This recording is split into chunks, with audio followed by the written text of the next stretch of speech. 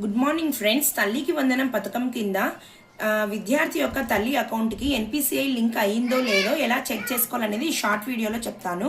First of all Google chrome కానీ Mozilla fire pox కానీ తీసుకోండి. దాంట్లో యూఆర్ఎల్ లింక్ npci.org.in క్లిక్ చేయండి. తర్వాత అక్కడ కన్జ్యూమర్ అని కనిపిస్తుంది, కన్జ్యూమర్ని క్లిక్ చేయండి.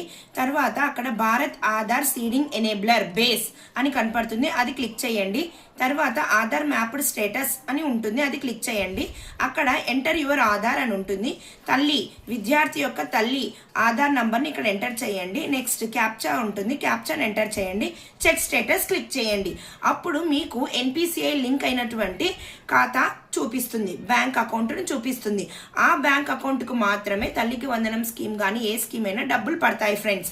దయచేసి ఇది త్వరగా చూసుకోండి, చెక్ చేసుకోండి, మీకు ఉపయోగపడుతుంది. తెలియని వారు ఉంటే ఈ వీడియోని ఉపయోగించుకోండి. Thank you friends.